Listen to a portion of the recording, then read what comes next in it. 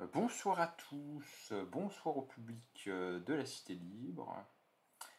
Ce soir, je vais vous présenter la traduction d'un chapitre d'ouvrage, le chapitre 6 intitulé Rome la souveraine, d'un ouvrage d'un historien britannique qui s'appelle Geoffroy.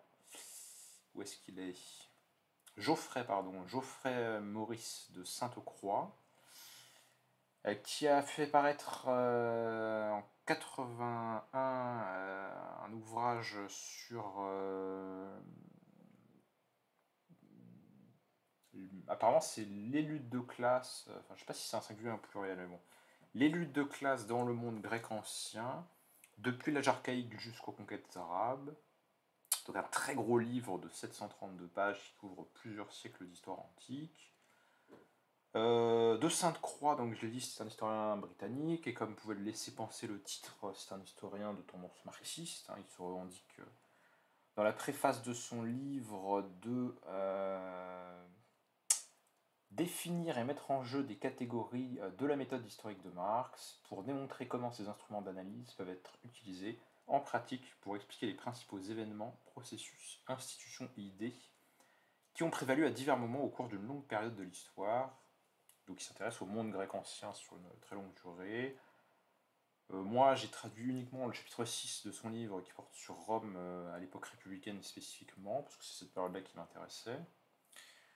Je l'ai traduit donc de l'anglais. C'est un livre qui, malgré son ancienneté relative, c'est quand même c'est 40 ans, quoi, n'a jamais été traduit en français, malheureusement.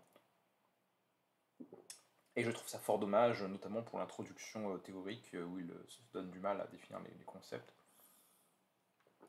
Je pense que c'est un livre qui était intéressant et qui nous montre la fécondité du marxisme britannique, parce que j'ai remarqué qu'il y a un certain nombre d'auteurs marxistes britanniques qui sont intéressants, et c'est souvent le cas des historiens spécifiquement dans le marxisme britannique. Il y a vraiment un pool d'historiens qui ont marqué la discipline, qui ont parfois été traduits.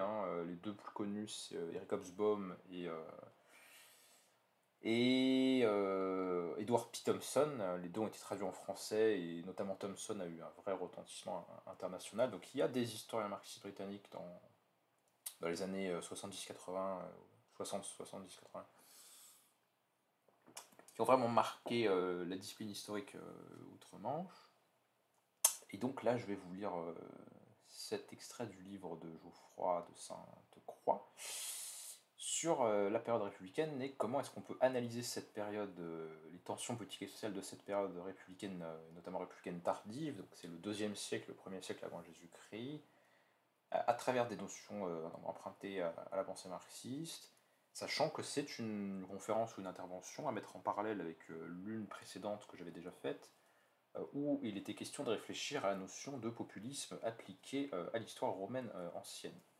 Et on avait vu, avec l'essai très intéressant de Raphaël Louan, qu'il faisait marcher le concept de populisme pour relire à travers ce concept l'histoire de la Rome républicaine et de ses tensions politiques et sociales. Et déjà dans l'essai de Douan, même si c'est pas un historien professionnel et même s'il n'est pas marxiste a priori, il y avait déjà une certaine attention qui était portée quand même aux groupes sociaux qui sous-tendaient les partis en opposition. Mais j'avais dit que c'était un petit peu frustrant parce que chez Douan, on n'allait pas forcément dans le détail de la réalité et des bases économiques qui définissent les groupes en question, économiques ou autres. Donc avec le livre de Sainte-Croix, on va essayer d'approfondir un petit peu tout ça et de se faire une meilleure idée de ce que c'était que cette société romaine républicaine.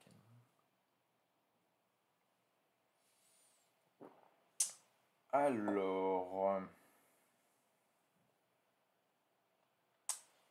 donc son texte, je l'ai traduit, mais il est par moi un peu décousu, donc je vais le suivre, mais si je saute des trucs ou si ça change un petit peu de thématique à certains moments, c'est parce que, comment dirais-je, ça manque un petit peu d'ordre, je trouve, dans son exposition, même s'il y a des points intéressants.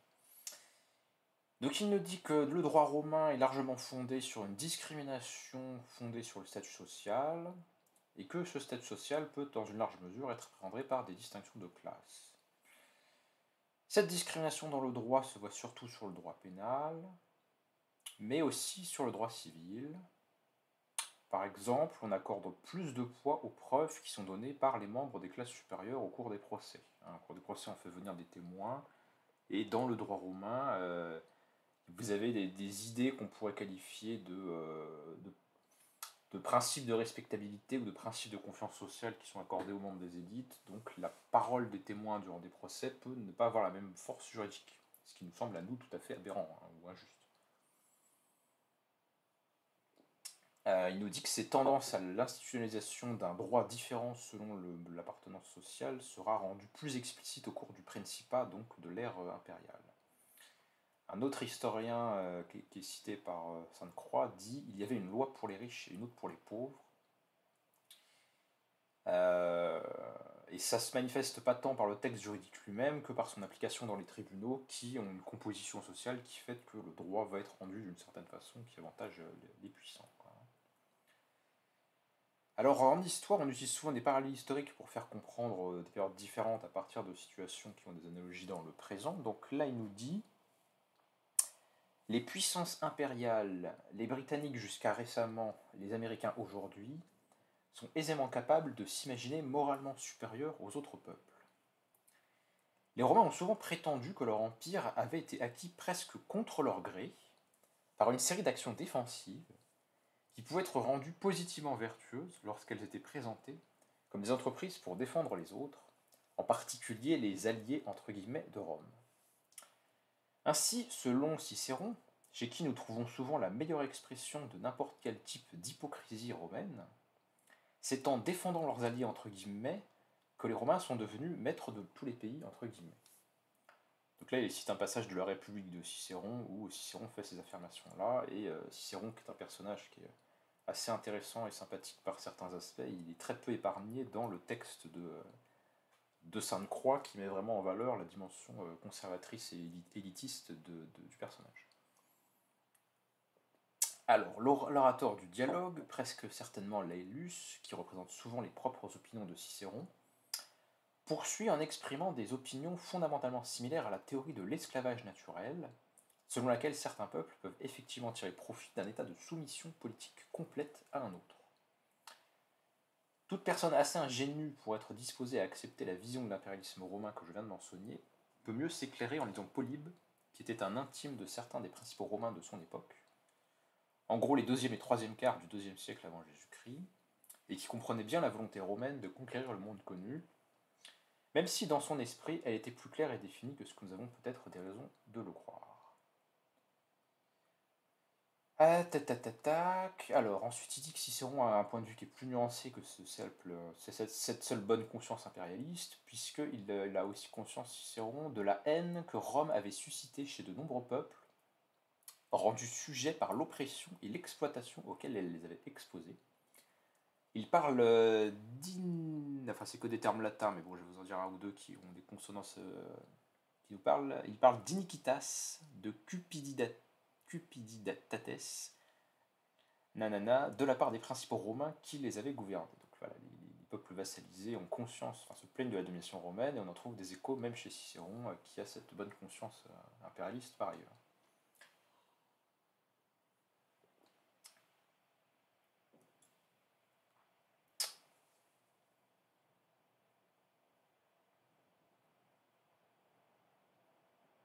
Alors il cite un autre historien qui lui qui est pas marxiste, qui s'appelle Brunt apparemment, et qui nous dit que les Romains ont une conception très particulière de la guerre défensive, car elle couvrait la prévention et l'élimination de toute menace potentielle pour le pouvoir romain, et que les réactions de Rome à l'éventualité d'une menace ressemblaient à celles d'un tigre nerveux perturbé au moment de se nourrir. Donc en gros, il se considère comme attaqué dès qu'il y a un pouvoir quelconque qui manifeste une quelconque capacité à rassembler des forces qui pourraient potentiellement à terme les menacer. Voilà, c'est la fameuse guerre préventive on supprime les autres puissances pour qu'il n'y ait pas d'agression ultérieure. Hein, voilà. C'est l'impérialisme défensif, si vous voulez. Bon. En tout cas, les Romains le pensent comme tel. Donc on voit, hein, là, peut-être vous n'avez pas vu jusque-là en quoi le texte de Sainte-Croix aurait des connotations spécialement marxistes, dans la manière dont il parle de l'assujettissement politique que subissent les peuples que Rome va qualifier d'alliés ou d'associés, Il parle d'oppression, d'exploitation, et on verra qu'il y a effectivement une exploitation économique. Il parle aussi d'impérialisme romain, hein, la notion d'impérialisme étant une notion de la tradition du marxisme, même si c'est pas le premier auteur à en avoir parlé, c'est un auteur britannique qui n'est pas un auteur marxiste, mais ça a été repris ensuite par Lénine qui a popularisé ce concept. Et donc là, il n'hésite pas, Sainte-Croix, à considérer comme pertinent de parler d'impérialisme pour la période antique, alors qu'il y a des auteurs qui ne sont pas d'accord pour utiliser la notion d'impérialisme dans l'Antiquité. Par exemple, Hannah Arendt, mais bon, qui n'est pas une historienne, on va dire, tout à fait de formation. Mais je pense aussi à Paul Venn, qui pour le coup est un historien tout à fait reconnu de l'Antiquité grecque et romaine. Et Paul Venn a écrit un article célèbre où il contestait, un article qui je crois est un peu antérieur à ce livre, il faudrait revérifier les dates. Mais Paul Venn, par exemple, était quelqu'un qui contestait la notion d'impérialisme pour la période romaine, alors que pour Sainte-Croix, au contraire, c'est une notion qui est parfaitement utilisable. Donc on voit que, selon les auteurs, on peut avoir des points de vue différents.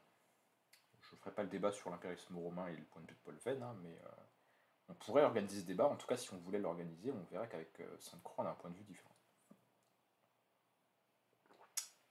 Alors, ensuite, il nous dit qu'il n'est que trop facile pour ceux qui insistent sur une définition technique précise des termes patricien et plébéien de dire platement qu'ils n'ont rien à voir avec la propriété ou la position économique ou la classe dans mon acceptation.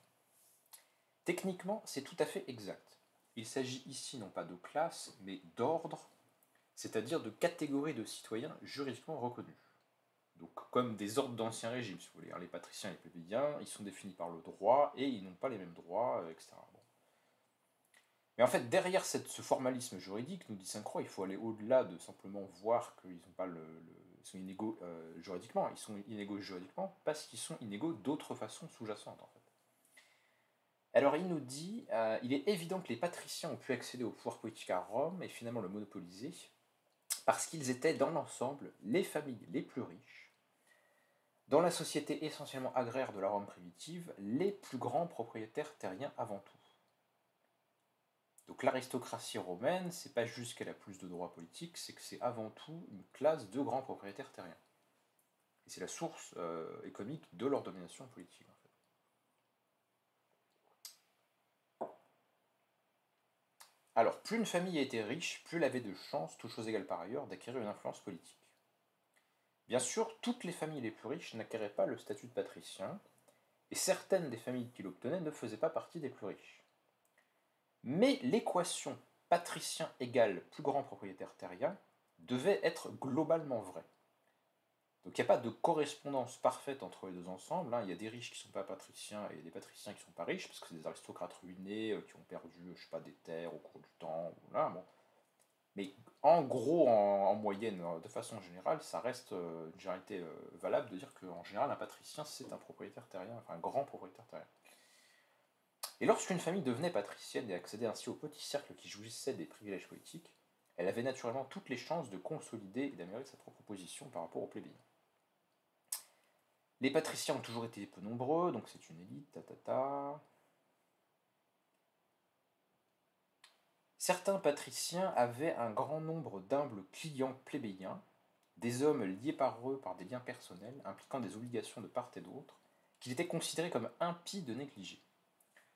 Donc une des sources de la domination des élites politiques romaines, c'est ce système de clients, de clientélaire, qui caractérise la vie sociale de la Rome républicaine, où il y a des individus qui s'estiment être le client de telle ou telle personne, et c'est une forme de système de dépendance qui n'est pas juridiquement formel, ce pas des esclaves, mais c'est des gens qui se considèrent socialement associés à la protection d'un patron, c'est comme ça qu'on dit, le patron c'est celui qui a des clients ou qui les patronne, quoi.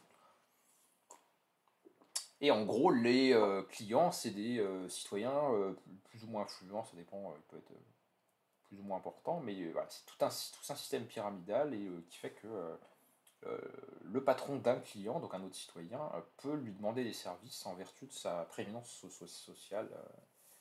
Donc c'est tout un système qui irrigue un petit peu la société romaine et qui se retrouve un petit peu partout. Alors les plébéiens ne constituaient pas du tout, comme l'était l'ensemble des patriciens, un groupe homogène. Leurs dirigeants étaient principalement des hommes riches qui pouvaient aspirer aux plus hautes fonctions de l'État, voire au consulat, et étaient surtout intéressés par l'accès à la magistrature et au Sénat, et donc au pouvoir politique. Les plébéiens du commun.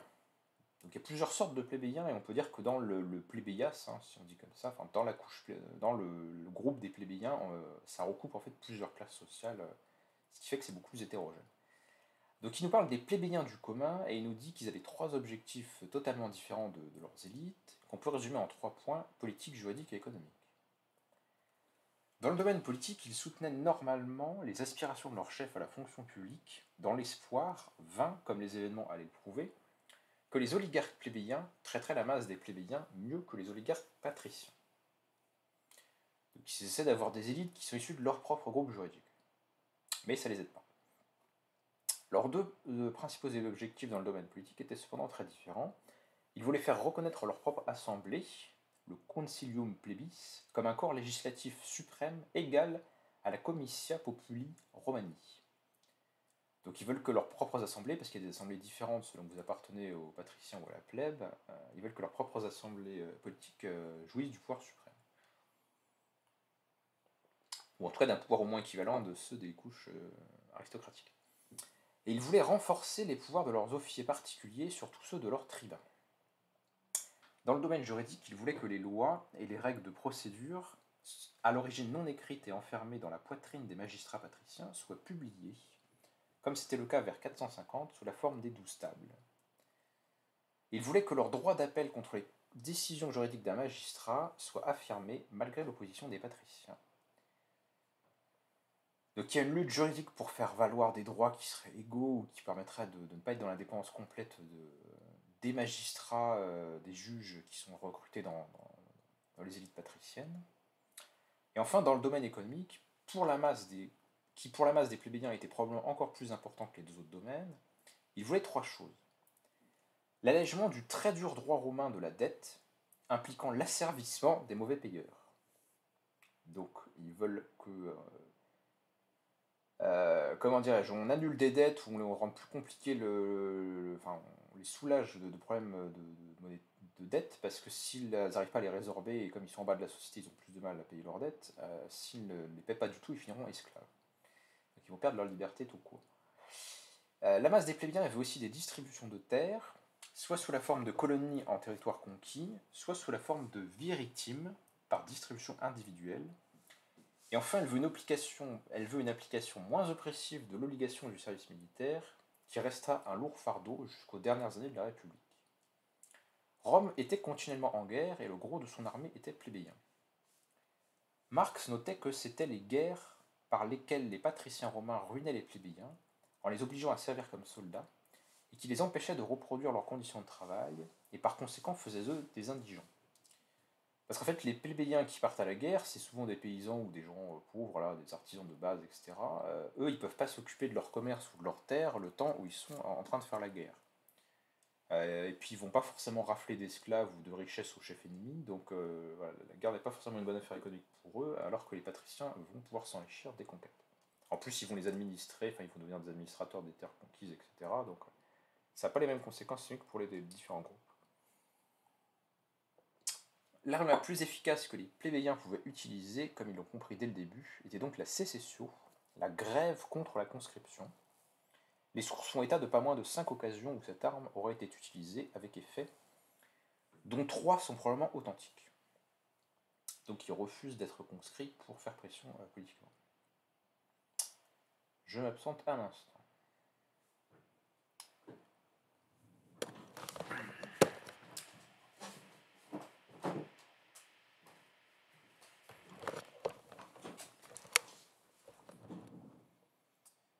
Alors, les plébéiens, ils ont des magistrats qui les représentent spécifiquement, qui sont les tribuns de la plèbe, une caractéristique extraordinaire de la constitution romaine, démontrant le profond conflit d'intérêts au sein du corps politique. Les premiers tribuns ont été créés selon la tradition à la suite de la première sécession plébéienne en 494 avant Jésus-Christ, à un moment où ce n'étaient pas tant les patriciens qui acceptaient leur existence comme une sorte d'anti-magistrature, et leur inviolabilité, la sacro-sanctitas, plus tard reconnue par la loi, que les patriciens qui faisaient le serment collectif de lyncher quiconque les attaquait. Au début, on pourrait dire qu'ils s'opposaient, les tribuns de la plèbe, aux magistrats officiels de l'État, presque comme les shop stewards. Donc ça, c'est un terme anglais qui désigne les délégués d'atelier, hein, qui sont pas tout à fait l'équivalent de syndicats officiels, mais qui sont voilà, des représentants de la classe ouvrière dans le monde britannique. C'est un peu une spécificité du mouvement ouvrier britannique.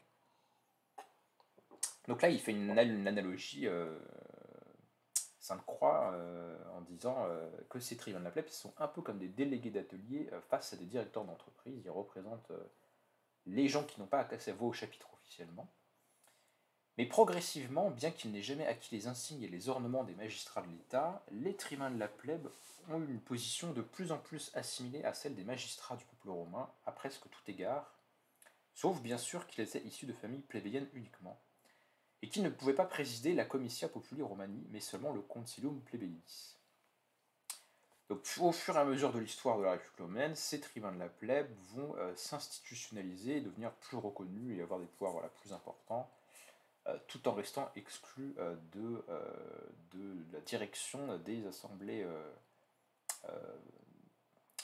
la principale assemblée romaine qui reste à dominante patricienne, mais ils ont des pouvoirs importants, et notamment ils peuvent mettre des vétos, les tribuns de la plèbe, à des lois qu'ils estimeraient contraires au bien de l'État. Ils ne vont pas s'en priver de les utiliser pour défendre leur groupe social ou ceux qui les ont soutenus. Alors c'est ce qui nous est dit juste après. Leur pouvoir comprenait le droit d'opposer un veto à tout acte de la comitia ou d'un magistrat, ça c'est le droit d'intercession. Ils peuvent secourir tout plébéien et plus tard tout citoyen qui est menacé par un magistrat. Et enfin, dans le cadre de leur droit d'exercer la coercition, ils ont une capacité d'arrêter ou d'emprisonner tout magistrat, même les consuls eux-mêmes. Donc c'est vraiment extrêmement important. Finalement, c'est des pouvoirs, si vous regardez bien comment ils sont construits, qui sont négatifs. C'est-à-dire qu'ils ont le pouvoir d'empêcher, d'arrêter, d'incapaciter. Ils ne légifèrent pas ou ne décident pas ou n'ont pas de commandement militaire. Mais ils ont une sorte de pouvoir défensif ou incapacitant. Et on voit bien en quoi cette institution défensive elle peut être originaire de couches sociales défavorisées qui veulent se protéger des puissants, justement.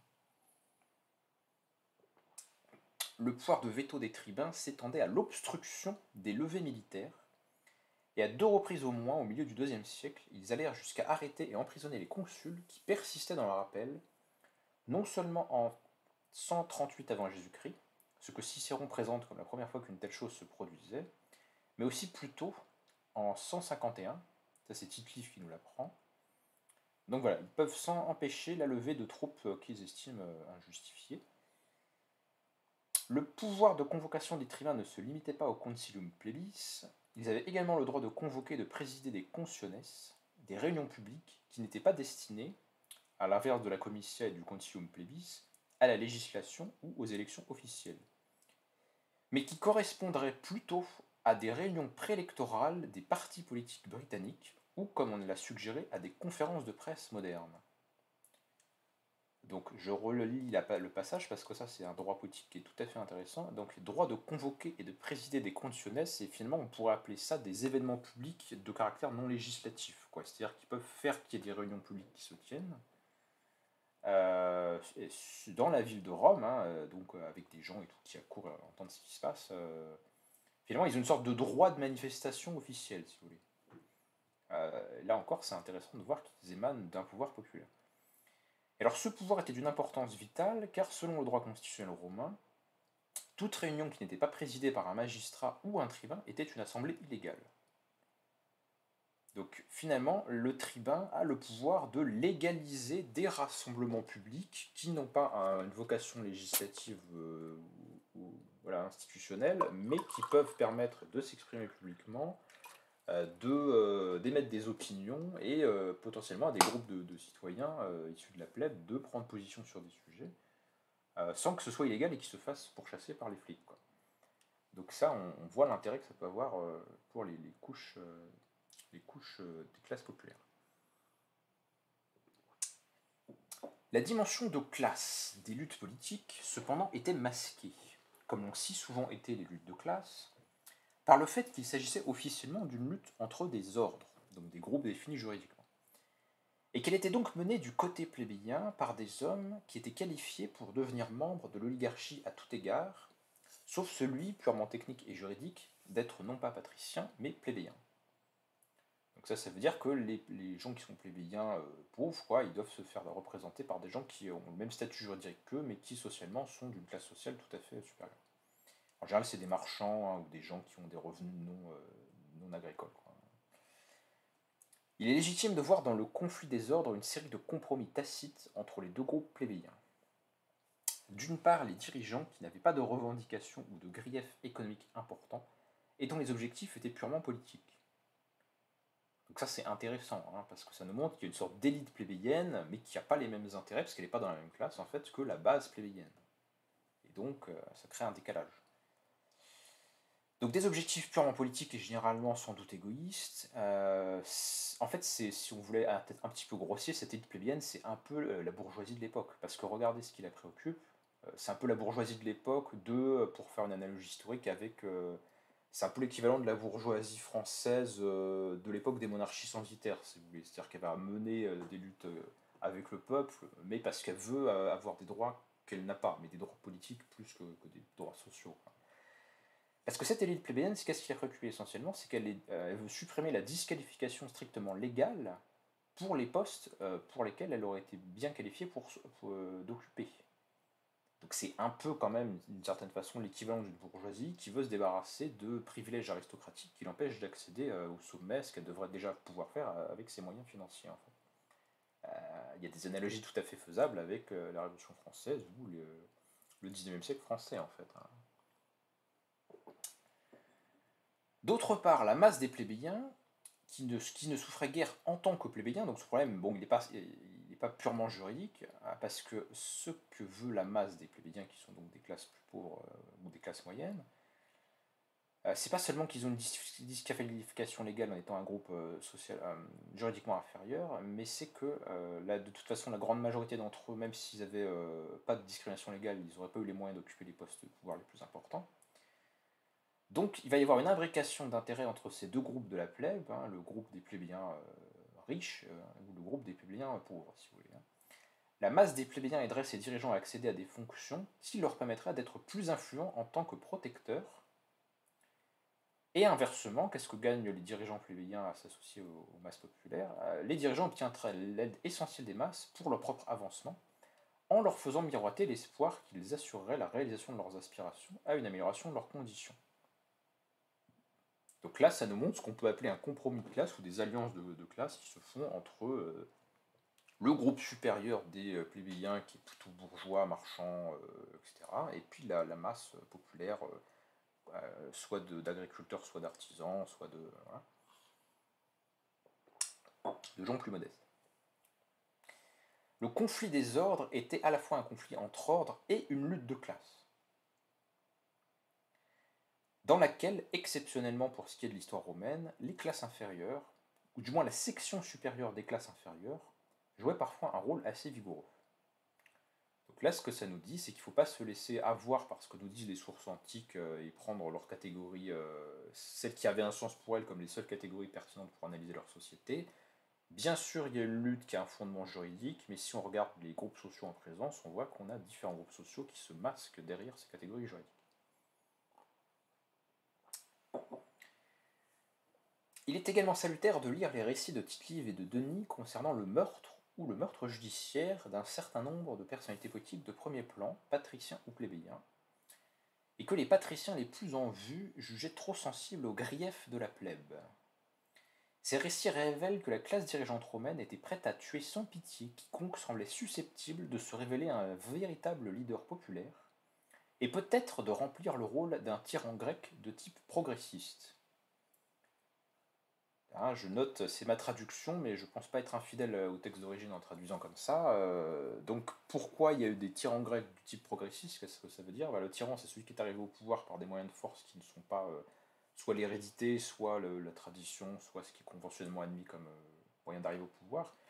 Mais il y a des tyrans grecs, hein, dans l'histoire des tyrannos grecs, qui ont obtenu le pouvoir en s'alliant à des masses non reconnues politiquement et qui ont parfois eu des politiques sociales ou en tout cas qui se sont alliés au peuple suffisamment longtemps pour pouvoir renverser une aristocratie ou une oligarchie et devenir le calife à la place des califes. Voilà.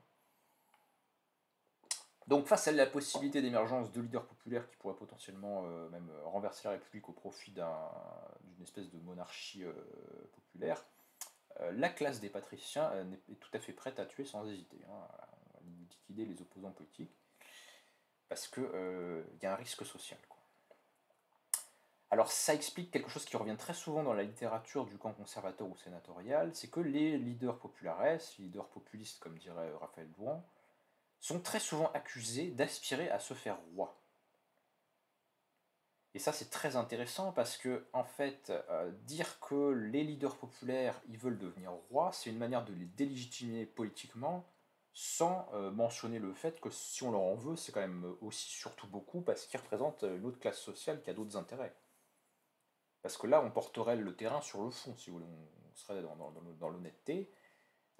Et l'élite au pouvoir, elle n'a pas envie de dire que si elle en veut aux leaders populaires, c'est à cause de leur but socio-économique. Il faut donc qu'elle trouve des prétextes idéologiques qui soient acceptables par tout le monde, parce qu'après tout le monde dans la société romaine n'a pas envie d'une monarchie, enfin voilà, c'est une société républicaine. Donc on va utiliser le consensus républicain pour dire ouh là là, attention, ceux-là c'est des dangereux pour la République. Et si ça vous rappelle une période historique plus récente, le parallèle ne sera pas forcément fortuit, hein. Donc quand on veut délégitimer une opposition, eh ben, on va trouver un prétexte plus agréable à l'oreille que de dire qu'il représente les classes populaires opprimées. Alors Cicéron, par exemple, parle d'hommes politiques célèbres qui, au début de la République, voulaient s'emparer du poste de roi. Bon, il donne des dates un petit un peu anciennes, etc. etc. Mais il nous donne aussi un propos plus récent qui se rapproche plus de son époque, qui est sur Tibère Gracchus, donc l'un des frères Gracques, à la fin du IIe siècle avant notre ère, ceux qui sont considérés comme les premiers leaders populaires, qui seront tous les deux assassinés justement pour leur mesure de redistribution des terres et leur tentative de défendre les intérêts des plébéiens. Et donc, on voit chez Cicéron, qui est un défenseur du conservatisme du Sénat, une accusation envers Tiberius Gracchus. Cicéron l'accuse d'avoir voulu tenter de s'emparer du Rhénium, donc d'avoir voulu devenir un roi, et même d'y être parvenu pendant quelques mois. Donc les défenseurs des groupes populaires sont attaqués en tant que menace pour la République, des gens qui convoiteraient un pouvoir personnel. Et on trouve un tribun de la plèbe en 1111 avant Jésus-Christ qui ironise sur ce thème-là en disant que ses ennemis politiques disent que la plèbe serait en train de mener un complot pour se faire roi. Donc on voit que les populares sont pas idiots et comprennent très bien que on essaie de les faire passer pour des gens qui aspirent à la monarchie parce que ça permet de ne pas parler du fond et des vrais sujets de clivage dans la société, hein. C'est une espèce de tabou, d'euphémisation qui est très courant, et on pourrait faire toutes sortes de parallèles historiques sur le fait que voilà, quand on est la classe dominante, on n'a pas envie d'avoir à répondre sur le fond de notre domination, donc on va trouver des prétextes pour discréditer le camp opposé. Ce qui ne veut pas dire que dans les leaders populaires, il n'y en a aucun qui peut-être a aspiré à la monarchie, hein. Ça, on ne peut pas être dans les consciences ou je sais pas quoi, mais le fait que cette accusation revienne et la façon dont elle est utilisée par les uns et les autres nous montre que c'est un petit peu un prétexte idéologique pour avoir une bonne raison de rejeter les revendications des populares sans donner des raisons de fond, quoi.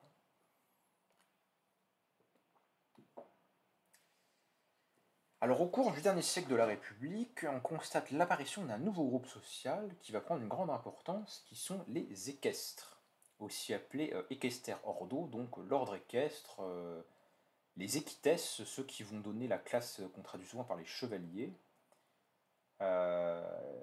Équestre signifie littéralement cavalier, et on traduit généralement les membres de cette classe par les chevaliers. Donc si vous voyez par les questions de chevaliers dans les textes romains anciens, c'est les gens qui sont dans la classe équestre, qui constituent un nouvel ordre, au sens juridique encore une fois, qui est intermédiaire.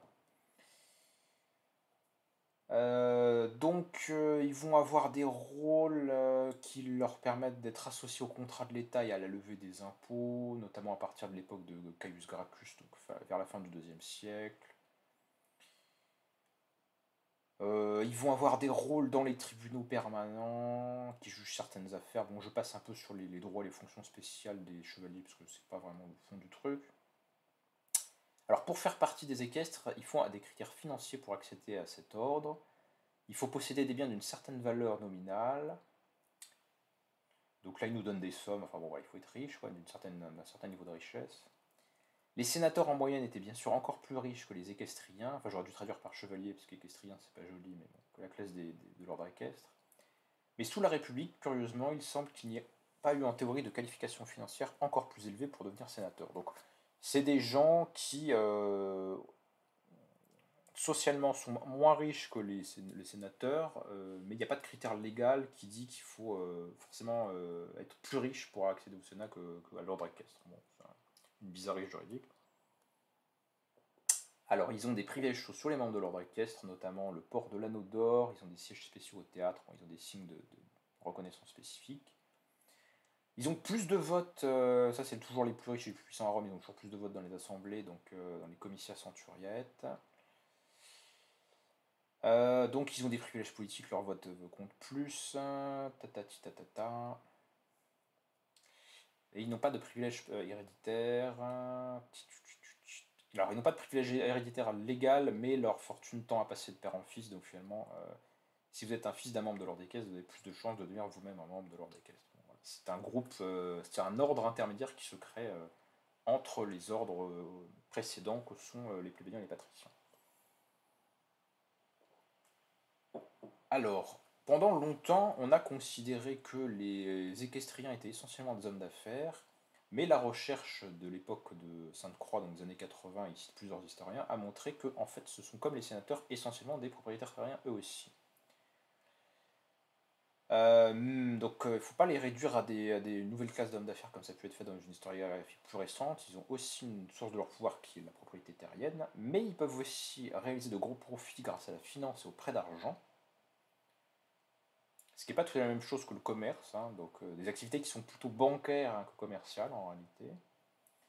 Et ils investissent l'argent de leurs profits bancaires dans l'achat de terre, parce que la terre, ça reste le fondement du pouvoir à Rome. Sainte-Croix, il s'oppose à l'idée qu'il y aura une opposition profonde entre les sénateurs et la classe des chevaliers, parce qu'il considère que les historiens des temps modernes qui ont adhéré à cette thèse ont fait trop confiance à certains textes anciens qui affirmaient qu'il existait une telle opposition. De son point de vue, à Sainte-Croix, l'opposition entre les sénateurs et les équestres, enfin le chevalier, est superficielle parce que l'opposition la plus fondamentale de la société républicaine romaine, c'est celle des propriétaires fonciers et financiers d'une part, donc il les met dans le même ensemble. Et il les met dans le même ensemble parce que ces financiers sont eux-mêmes souvent des propriétaires, donc finalement il y a un recoupage des deux groupes. Donc d'un côté on a les propriétaires fonciers et les financiers, et de l'autre on a la grande masse des paysans et des artisans, sans parler des esclaves. Donc c'est plutôt cette contradiction, et là on voit quand même l'angle marxiste, quoi. Il y a ceux qui possèdent l'argent, les moyens de production qui sont la terre, et puis il y a les gens qui ne les possèdent pas et qui travaillent dessus, ou en tout cas qui travaillent par leurs propres moyens et qui ne sont pas les possesseurs des grands moyens de production. Donc, pour lui, c'est ce clivage-là qui est vraiment le clivage déterminant, et il nous dit que les querelles entre chevaliers et sénateurs sont des querelles internes à la classe dominante, et qu'elles ne sont que des querelles superficielles pour le partage du butin, et qu'il ne faut pas exagérer leur opposition comme ça peut être fait par des historiens plus anciens.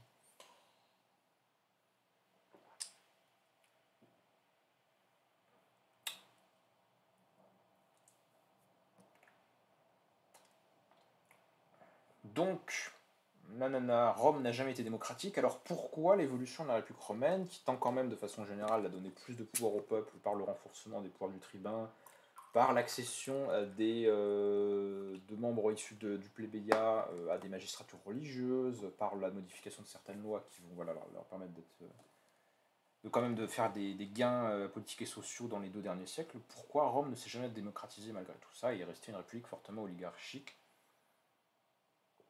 Alors, les raisons qu'avance Sainte-Croix de cet échec politique des classes populaires romaines, c'est qu'elles n'ont pas suivi l'exemple des citoyens les plus pauvres de tant de cités grecques et n'ont pas exigé une extension et une amélioration de leurs droits politiques susceptibles de créer une société plus démocratique, à une époque où l'État romain était encore suffisamment limité pour qu'une démocratie de type polyadique puisse s'appeler ainsi. puisse être une possibilité pratique. Ils n'ont pas réussi à obtenir et probablement même à exiger un changement fondamental dans la nature et la procédure très insatisfaisante des assemblées souveraines. Ces assemblées n'autorisaient aucun débat, donc on vote, mais on vote par ordre, et puis les ordres riches ont plus de poids relatif que les autres, donc finalement c'est surtout les riches qui votent pour eux. Et il n'y a pas de débat public, il n'y a pas cette culture, la société romaine est très différente des sociétés grecques, il n'y a pas cette culture du débat public où on peut remettre en cause les fondamentaux de la vie civique, la tradition, les dieux. C'est une société qui est beaucoup plus hiérarchique et traditionnaliste, la société romaine. Donc pas de débat public, pas de mise en cause explicite des institutions. Ces assemblées, en plus, elles étaient sujettes à toutes sortes de manipulations de la part des dirigeants. Les votes penchaient en faveur des riches, nanani nanana. Donc, comme elle, au lieu de faire ces réformes constitutionnelles, ou en tout cas comme elle n'y arrive pas à le faire, les classes inférieures romaines avaient tendance à rechercher, à mettre toute leur confiance dans des dirigeants qu'elles croyaient être, pour ainsi dire, de leur côté, donc les populares. Mais ça marche pas tant que ça. Alors pourquoi il n'y a pas d'émancipation, de démocratisation de la constitution républicaine romaine Eh bien, Maurice de Sainte-Croix, je pense que c'est une très bonne intuition. Il pointe l'existence à Rome de toute une série de formes insidieuses, comme le patronage et les réseaux clientélaires, dont la plupart des cités grecques, Athènes surtout, semblent avoir largement été exemptes.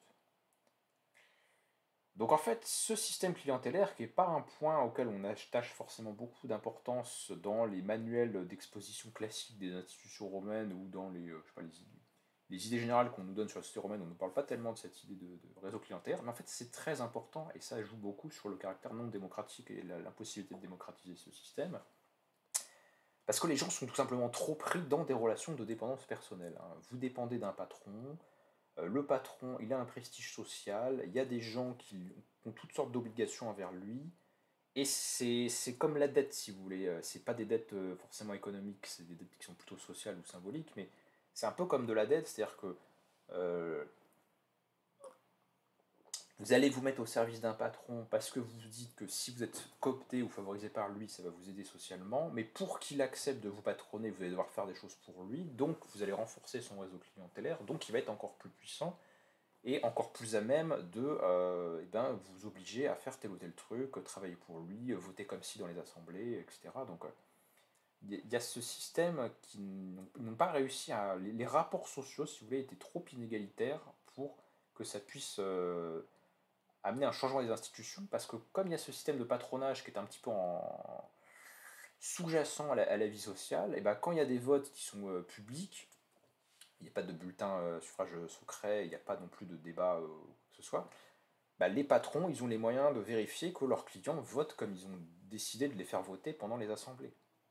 Et donc ça, c'est un problème, en fait. C'est d'ailleurs pour ça, enfin, c'est l'une des raisons qui fait qu'on a créé un système de vote anonyme dans la République française à la fin du XIXe siècle, c'est pour qu'il n'y ait pas de pression sociale sur la manière dont les gens votent. Parce que là, les patrons, il y a tout un réseau de patrons, depuis des patrons importants jusqu'à un patron de base qui lui-même de classe populaire, qui a lui-même des obligés de classe populaire encore plus pauvres, bon, ou encore plus dépendants.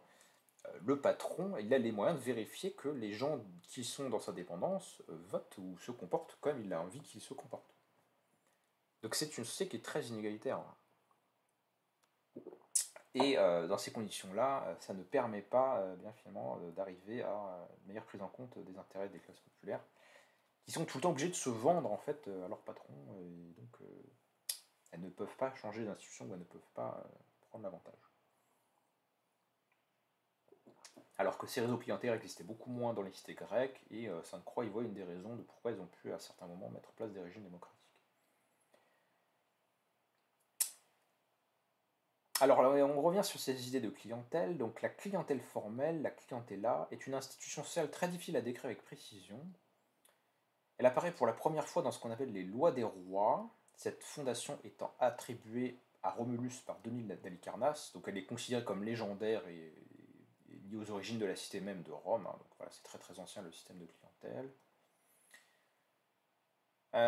Cicéron pouvait dire que les plébéiens étaient à l'origine des clients des patriciens, donc c'est probablement une exagération parce qu'on ne voit pas comment ils pourraient tous être dans la dépendance des patriciens, mais ça montre bien l'idée que pour Cicéron, à la base, la division juridique entre plébéiens et patriciens recoupait une division sociale sous-jacente de gens qui s'obligent envers d'autres à leur être leurs clients, quoi. Et il ne fait aucun doute que nombre d'entre eux l'étaient. Ce qui complique la capacité de manifester une opposition politique parce que les clients sont dépendants et soumis à leur patronie. Patronie, c'est le pluriel de quoi.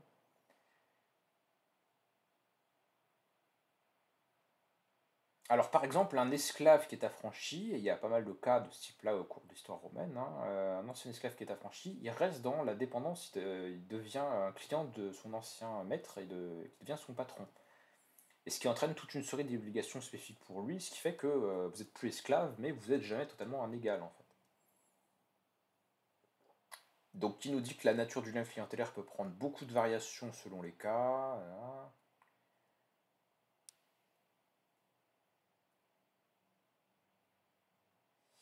Et le fait d'avoir un patron, parmi les avantages que ça a, là on nous donne l'exemple un exemple beaucoup plus tardif sous l'Empire, on nous donne l'exemple d'un patron qui va défendre en justice ses clients, même s'il sait qu'ils ont commis des crimes, parce que ce qui l'intéresse, c'est de prouver à ses clients qu'il a le pouvoir d'influencer les juges pour leur sortir de leur situation d'illégalité. Et finalement, ça peut être ça l'intérêt d'avoir un patron puissant, c'est que dans un système où les juges sont issus d'une toute petite oligarchie sociale et que les lois sont même pas forcément foncièrement écrites, le fait d'être le client d'un patron, bah, ça permet finalement de jouer sur la réputation sociale de quelqu'un qui est plus influent que vous pour vous en sortir, même si vous faites des trucs illégaux. Donc on voit à quel point c'est un système quand même contestable, mais on voit aussi les intérêts que ça peut avoir d'avoir un patron quand on est inférieur socialement.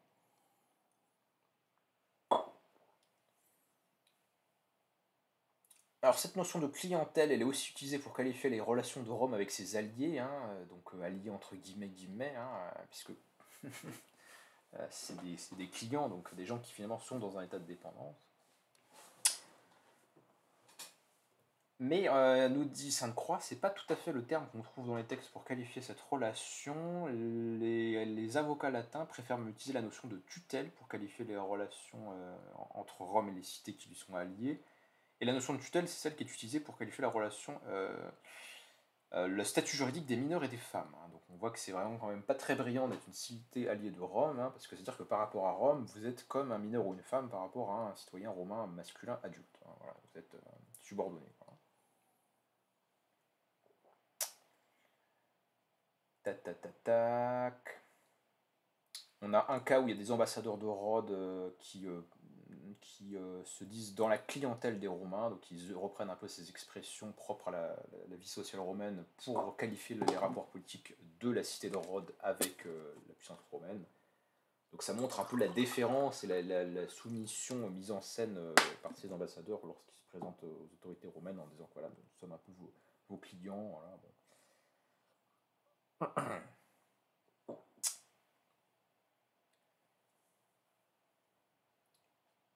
Bon, je passe un peu sur ces relations clientélaires, mais Sainte-Croix insiste sur le fait, et ça je trouve que c'est un point quand même vachement intéressant qui n'est pas forcément suffisamment connu. Il souligne à quel point ces réseaux clientélaires ont eu de grandes conséquences sociales et politiques. Parce que les individus des classes inférieures, par obéissance à leurs protecteurs ou par déférence, ont pu être détournés de la participation politique active à la lutte de classe et même incités à prendre parti pour ceux qui avaient des désintérêts directement opposés aux leurs.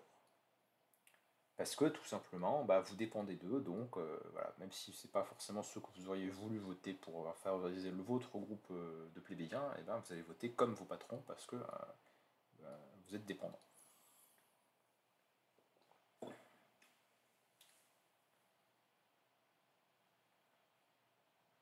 On trouve dans des écrits républicains des propos tels que accepter une faveur, c'est vendre sa liberté, ou encore demander une faveur, c'est une forme de servitude. Donc il y a bien cette idée hein, chez certains auteurs que il vaut mieux pas être dans la clientèle de quelqu'un parce que c'est un signe de perte d'autonomie sociale.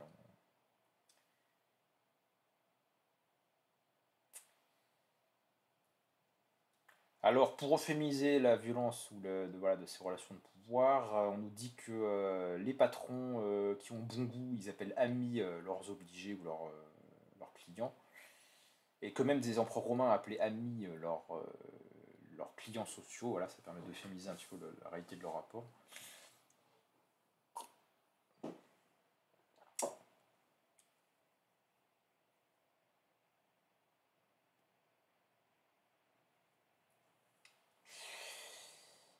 Alors, je crois que j'en ai déjà un petit peu parlé, mais l'un des outils qu'utilise la classe dirigeante aristocratique, donc on a vu qu'elle était en fait une classe sociale de propriétaires terriens, le Sénat, donc les sénateurs, pour dominer la République romaine, ils utilisent la religion à cette fin. Et par exemple, comme les magistrats élus sont les seuls qui peuvent prendre les auspices pour savoir si les dieux sont favorables à la tenue d'une réunion, ça fait partie de leur rôle, puisque ce sont des autorités à la fois politique, mais que toute autorité politique romaine a une dimension sacrée ou religieuse, et ben, ils peuvent se servir de ce prétexte de prendre les auspices pour invalider l'élection d'un magistrat qui serait mal aimé de l'oligarchie, ou pour mettre fin aux assemblées populaires qui étaient sur le point d'adopter une législation désagréable pour l'oligarchie, en particulier bien sûr les réformes agraires, ou pour annuler une telle législation rétrospectivement. Ça c'est quand même très pratique, hein, parce que voilà, on fait une réunion, il y a les plébéiens, ils sont turbulents, ils commencent à demander des mesures sociales, hop hop hop, le magistrat arrive et il dit écoutez, voilà, j'ai vu dans le ciel un oiseau qui avait l'aile qui couinait un peu du côté, donc aujourd'hui c'est pas possible, on ne peut pas faire la réunion aujourd'hui, il faut revenir dans un mois. Et puis quand on est de l'oligarchie romaine, on espère que d'ici un mois ou d'ici la prochaine réunion, on aura fait ce qu'il faut pour s'organiser en manipulant justement ces réseaux de clientèle et en faisant pression pour se débrouiller pour que la loi qu'on ne veut pas subir ne passe pas, quoi. Donc ça, c'est très très bien d'utiliser la religion pour annuler les procédures électorales qui sont déplaisantes dans le résultat. Cicéron, donc, qui appartient au Sénat et qui est un défenseur du conservatisme sénatorial, il a tout à fait conscience de cet intérêt de la religion pour préserver l'ordre social, et il nous dit que les lois qui facilitent, alors ça c'est Sainte-Croix qui le dit, hein, les lois qui facilitent l'usage et les abus d'interprétation des auspices dans l'intérêt de la classe dirigeante étaient selon Cicéron des lois de la plus grande sainteté. Elles sont très bénéfiques à l'État, ce sont des remparts et des murs de tranquillité et de sécurité, ce sont les bastions les plus solides de l'État contre la frénésie des tribuns, qu'elles ont souvent entravé et contenu, nous dit Cicéron. Et quant à un épisode où en 58 il y a une loi promue par Claudius qui casse un petit peu ces possibilités d'abus des auspices pour annuler des réunions politiques, Cicéron nous dit: y a-t-il quelqu'un qui ne se rende pas compte que par une seule loi, l'État tout entier a été subverti? Donc voilà, il faut vraiment que les magistrats gardent ces droits d'interprétation des auspices, parce que ça permet de mater la turbulence des assemblées populaires qui serait pas de bonne loi. Et Cicéron nous dit dans un autre traité sur les lois que les dieux immortels ont souvent réfréné, au moyen des auspices, l'impétuosité injuste du peuple. Donc c'est important d'avoir les dieux de son côté, hein, de gouverner avec les dieux, hein, pour citer un ouvrage d'histoire sur la religion et sa dimension politique à Rome. C'est important d'avoir cette autorité religieuse pour contrôler les mouvements de foule des groupes sociaux dont on ne veut pas qu'ils puissent trop prendre des lois qui ne seraient pas favorables aux intérêts de l'oligarchie romaine. Alors du point de vue de leur politique étrangère, et là tout parallèle historique avec d'autres puissances impérialistes plus contemporaines serait bien évidemment pas forcément un hasard, Rome, l'aristocratie romaine, ce qu'elle aime bien en politique étrangère, c'est avoir des régimes qui sont contrôlés par les classes aisées des villes étrangères. Voilà, ça c'est très bien.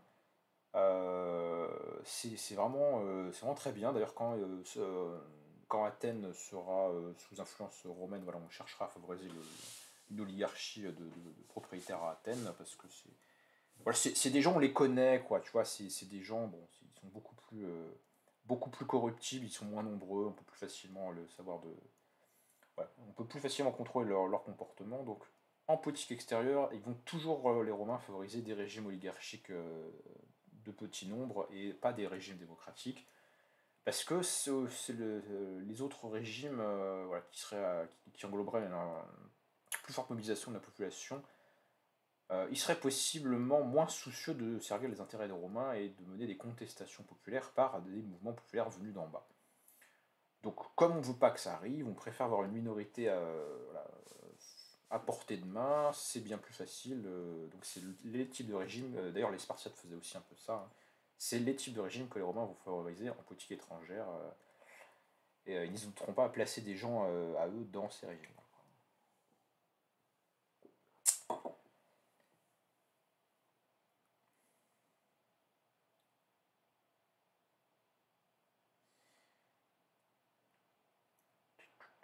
Alors, j'avance un petit peu. Il parle des cultes religieux. Tac, tac, tac, tac, ouais.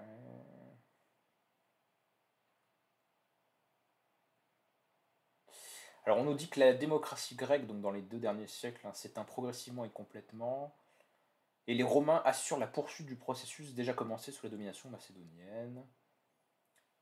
Ceci afin de rendre de plus en plus difficile et même impossible pour les humbles d'opposer une résistance efficace aux puissants, sauf par des moyens extra-égaux tels que les émeutes et le lynchage des fonctionnaires impopulaires. Donc vraiment, Rome elle préfère avoir voilà, des gouverneurs ou des cités alliées mais qui sont dirigées par des oligarchies, parce que ça sert mieux ses intérêts, c'est plus facile de soit de les contrôler, les effrayer, les tenir en laisse, leur donner le sentiment qu'ils vont pouvoir être intégrés aux élites romaines, enfin voilà. C'est beaucoup plus intéressant d'avoir ce type de régime à l'extérieur. Alors, Rome des espaces conquis ou vassalisés, elle veut d'un tribut. Donc, elle peut exempter éventuellement des membres des élites des cités en question. Si une cité grecque soumise à la domination romaine exploitait déjà sa population active dans la mesure où elle pouvait le faire en toute sécurité, le tribut et bien sûr les exactions supplémentaires des fonctionnaires et des fermiers fiscaux romains devaient sortir des poches de la classe possédante, du moins en partie. Mais il ne faisait aucun doute que les charges pesant sur la paysannerie étaient en général simplement augmentées pour couvrir le tribut et les autres charges romaines. Donc là, ce que ça nous dit, c'est que pour les cités qui ne sont pas démocratiques, c'est-à-dire voilà, de plus en plus au fur et à mesure que la période avance, et bien tout simplement, les Romains, ils vont exploiter les classes possédantes locales, mais les classes possédantes locales, elles n'ont pas envie d'être exploitées, donc elles vont transférer le surcroît fiscal ou le surcroît d'obligations publiques envers Rome en surexploitant leur propre paysannerie. Donc en fait, ce qu'on voit, c'est que le développement du monde impérial romain, en tout cas à l'époque de la fin de la République, c'est une espèce de pyramide de surcroît d'exploitation, puisque le centre exploite des périphéries, et tout ça remonte depuis le fermier de base. Voilà, il se fait exploiter par les élites grecques locales de sa cité locale, et puis ces élites elles-mêmes elles doivent payer tribut à Rome, et puis tout cet argent finit à Rome, qui devient une cité de plus en plus riche et de plus en plus peuplée. Voilà, c'est un centre de richesse croissant parce que elle exploite un territoire de plus en plus étendu avec des impôts. Et puis les gens de toute façon ils n'ont pas de droit politique, donc ils sont obligés de payer.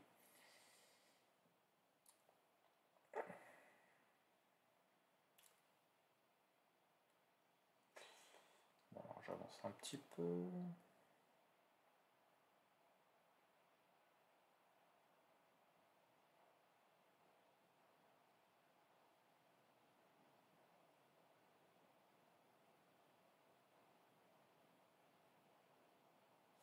Alors là, on a un passage intéressant sur Catilina, qui est principalement connue pour sa conspiration anti-républicaine, hein, si je ne dis pas de bêtises. Et on sait par Cicéron, qui rapporte un discours, que Catilina s'était présenté comme disant au peuple de ne pas faire confiance aux hommes riches et prospères, et de faire seulement confiance à ceux qui sont dans la faiblesse et la pauvreté. Et Catilina aurait affirmé qu'il avait l'habitude de défendre les intérêts des pauvres dans la vie publique. Donc Catilina, qui est principalement retenu par l'historiographie donc comme un comploteur médiocre qui a voulu renverser l'institution républicaine et que Cicéron a démasqué et liquidé voilà, pour restaurer les institutions républicaines, c'est son principal fait d'arme en tant que consul, hein. Il démasque la constitution de Catilina, il trouve qu'ils sont associés à la conspiration et il les fait exécuter, ce qui est très bien pour la République. Mais qu'est-ce qui permettait à Catilina, enfin quel type de position politique avait-il? On voit que Catilina en fait il fait partie du Parti Populares. Donc jusqu'à quel point ça doit changer notre interprétation de la conspiration, je ne sais pas, mais le personnage politique qu'était Catilina et de pourquoi Cicéron le détestait tellement, Bah, il le détestait tellement peut-être parce qu'il voulait renverser la République, mais peut-être aussi parce que c'est quelqu'un qui disait aux pauvres de se méfier des possédants et de ne croire qu'en lui-même, en fait, hein. C'était un leader du camp populares, et Cicéron, au contraire, est un leader enfin, appartient au parti conservateur sénatorial. Donc ça, c'est quand même très intéressant parce qu'on voit que sous l'opposition habituelle République versus méchant conspirateur, se cache peut-être aussi une lutte des classes finalement qui ne pouvait pas s'avouer comme telle. Euh, En tout cas, Catilina et ses partisans finissent tous exécutés.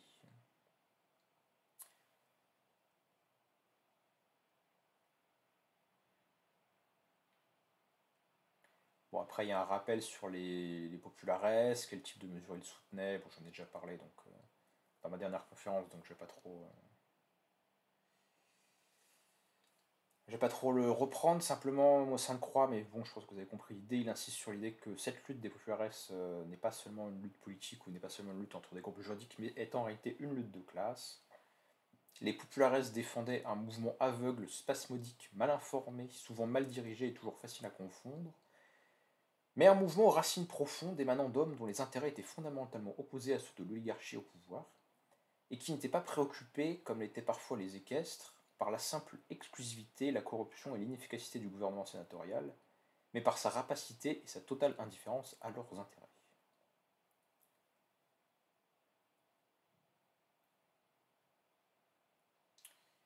Alors il nous soutient que l'apparition croissante de ce groupe des populares et de figures politiques qui ne sont pas forcément très remarquables, comme Saturninus, Rufus, Catina, Claudius, sans parler des Gracques, et leur conversion en figure d'une certaine importance historique est plus facilement compréhensible si nous reconnaissons l'existence parmi les classes les plus pauvres de l'État romain, et en particulier peut-être la foule de la ville de Rome elle-même, d'un courant permanent d'hostilité à la mauvaise gestion et à l'exploitation sénatoriale, hostilité qui pouvait être réprimée pendant de longues périodes par un mélange de sévérité et de patronage condescendant, et qui est à la fois minimisée et vilipendée dans la tradition oligarchique, mais qui restait néanmoins une force puissante dans la politique romaine, à la disposition de tout dirigeant qui incorporerait dans son programme une ou plusieurs des quelques mesures simples que j'ai décrites au-dessus, donc distribution de blé, distribution de terre, mesures sociales, démocratisation, et qui seraient les marques d'une véritable politique populaire. Donc là, ce qu'il nous dit, c'est que si les populaires apparaissent, ben, c'est pas un hasard, hein, c'est pas une fatalité de bizarrerie de l'histoire, c'est parce qu'il y a un groupe social qui émerge de plus en plus. Avec cette urbanisation, avec ces foules dans les villes, notamment à Rome, avec cette paupérisation des classes paysannes par la guerre qui tombe dans le prolétariat, comme dirait l'autre, et c'est ces groupes sociaux populaires qui vont être les soutiens politiques de ce nouveau parti dont on a les traces dans la littérature romaine. Donc comme Sainte-Croix, il insiste sur le fait qu'on ne peut pas dire que les populaires étaient des démocrates, simplement à certains égards ils étaient du côté du peuple contre l'oligarchie. Donc il est plus juste de les qualifier de populistes ou de gens qui auraient une sensibilité sociale, mais pas véritablement de démocrates au sens fort du terme. Donc les populares faisaient l'objet de cultes posthumes après leur assassinat pour beaucoup d'entre eux, donc ça montre la popularité dont ils jouissaient parmi le nombre de gens du peuple tant à Rome que dans l'Italie romaine. Ils peuvent avoir des statues ou des cultes qui leur sont rendus, ta.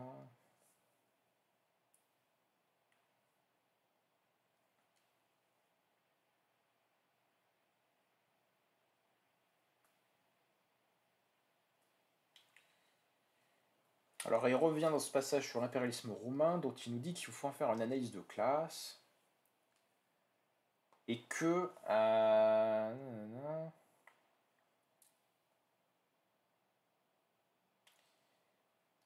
Donc il y a eu un appauvrissement des provinces à la fin de la République, du fait de leur exploitation.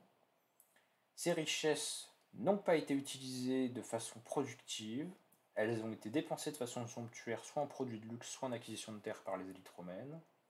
Donc il n'y a pas de modernisation de l'appareil de production qui, à la limite, aurait pu déboucher sur une révolution industrielle ou quelque chose de ce genre-là. Ça a été consommé ou utilisé en achat de terre parce que là, le fondement du pouvoir à Rome, ça reste d'un aristocrate et d'avoir des possessions terriennes. Donc on veut faire comme les aristocrates, on va acheter des terres. La demande de produits de luxe encourageait un trafic d'importation à sens unique vers l'Italie, qui fournissait de l'emploi aux artisans provinciaux et des profits aux marchands, tant provinciaux qu'italiens. La réquisition de terres a conduit à la paupérisation d'une grande partie de la paysannerie italienne. Donc, comme il y a des groupes sociaux qui s'enrichissent par le commerce et le pillage des provinces, ils ont les moyens d'acheter des terres, mais après, c'est la paysannerie qui les perd. Donc, ce que les uns gagnent, les autres les perdent. Les classes inférieures italiennes ont beaucoup plus perdu que gagné avec l'Empire. Donc là, il y a une analyse de classe de l'impérialisme qui est défavorable aux groupes populaires paysans romains, dont les terres sont rachetées ou perdues pendant les guerres. Et ça ne fut compensé ou remplacé que par une nourriture bon marché si elles immigraient à Rome ou par une maigre solde dans l'armée. Donc à mesure que cette paysannerie a déclassé, eh ben, elle va arriver sur le marché du travail ou arriver sur le marché de la mendicité à Rome et exiger des mesures politiques pour avoir accès à la nourriture.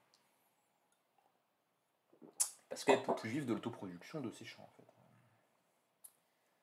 La plebs urbana, donc la plèbe urbaine, les pauvres urbains, du simple fait de leur présence permanente à Rome, avaient une certaine influence politique en tant qu'électeurs à l'Assemblée, et l'oligarchie sénatoriale devait en tenir compte, dans la mesure où ils pouvaient fonctionner comme un groupe de pression. Si nécessaire, ils pouvaient faire des émeutes. Mais le gouvernement avait toujours en fin de compte les moyens de réprimer les désordres urbains s'il pouvait disposer d'une soldatesque loyale. Donc ces pauvres, ils exigent des distributions de terres, ce que les oligarques ne veulent pas, J'en ai déjà parlé la dernière fois.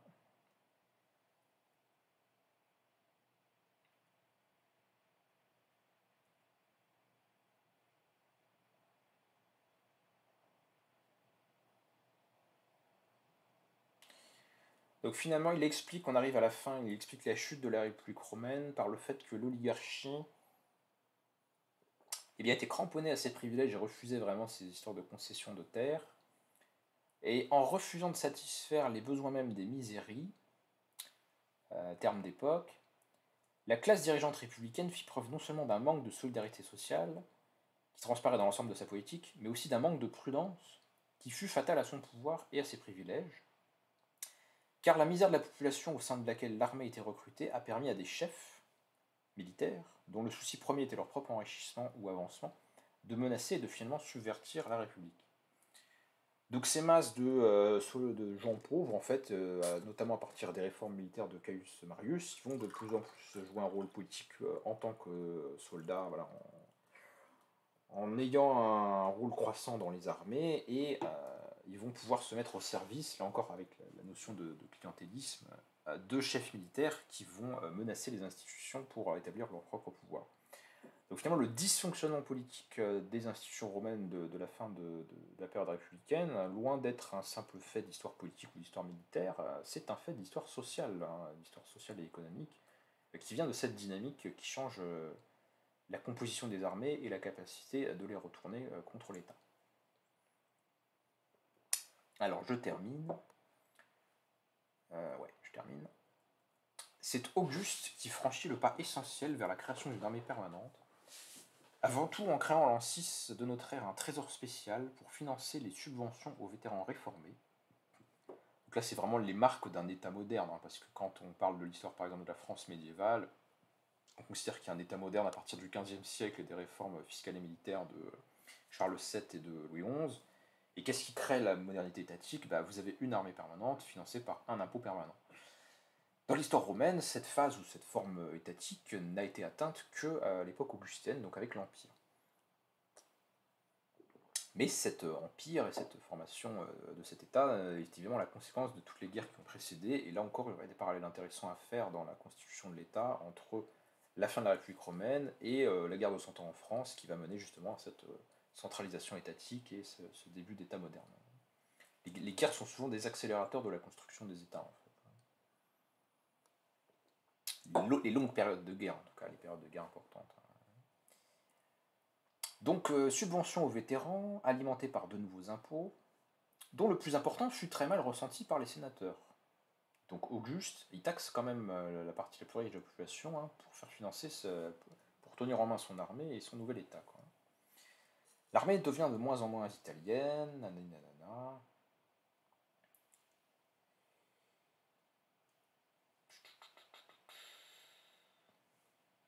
Bon voilà, donc une période d'épuisement, les gens en ont marre des guerres, etc. Ça fait des années qu'il y a eu des guerres civiles de tout ordre au moment où Auguste installe sa dictature, enfin son principat plutôt, son pouvoir personnel, quoi. Donc les luttes politiques de la fin de la République de 233 avant notre ère jusqu'à la bataille d'Actium, qui fondent le pouvoir d'Auguste face à Antoine. Ça se termine donc par le Principat, et il n'a été possible d'instaurer ce régime impérial que par de sérieuses scissions qui ont commencé à se manifester au sein de la classe dirigeante. Donc finalement, désorganisation de l'élite oligarchique qui a permis un changement de régime. Le fait qu'une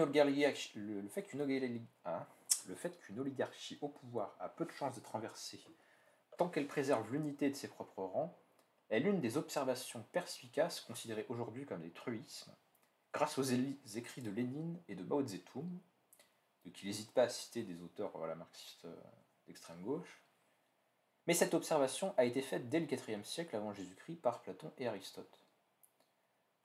Donc le facteur d'effondrement de ce régime, c'est tout simplement la perte d'unité au sein de l'oligarchie romaine, puisque les gens ne jouent plus le jeu, ils n'acceptent plus d'être à tour de rôle ceux qui occupent des fonctions politiques temporaires, mais toute cette concentration de richesses due au pillage des provinces et les processus qui en ont suivi, qui ont été décrits, et ont permis à des familles de se mettre au-dessus des autres. Et finalement, il y a eu un déséquilibre dans ce qui était la compétition aristocratique habituelle, au profit de petites maisons de plus en plus puissantes, de plus en plus influentes, et puis qui ont fini par se mener des guerres jusqu'à créer un système monarchique où il n'en reste plus qu'un. Donc les changements dans un État commencent par la dissension au sein de la classe dirigeante, et la constitution peut difficilement être bouleversée tant que cette classe est unie, aussi petite soit-elle, et ça c'est ce que nous dit Platon dans La République. Et Aristote a à peu près les mêmes idées, hein, l'oligarchie peut préserver sa domination à condition d'être unie. Donc pour Maurice de Sainte-Croix, on peut interpréter l'avènement des populares qui commence avec le tribunat de Gracchus, Tibère Gracchus en 123 avant Jésus-Christ comme le début d'une rupture sérieuse dans le fonctionnement justement de cette solidarité de classe de l'aristocratie romaine. À partir de là, il y a des masses de population plébéienne qui sont suffisamment influentes pour que ça soit tentant pour une partie de la classe politique de les soutenir, de devenir ces populistes qu'a décrit Raphaël Douan. Et ça va profondément déséquilibrer le système qui va changer de forme après la guerre civile. Quelques membres de la classe dirigeante étaient suffisamment éclairés pour voir que des réformes étaient nécessaires, mais le reste de l'oligarchie a fini par les rejeter. Donc finalement, c'est cet aveuglement et cette incapacité des élites romaines à faire des modifications substantielles à leur régime qui l'a mené à son renversement. Voilà, je vous remercie, et puis si vous avez des questions sur la lecture, n'hésitez pas à me les poser.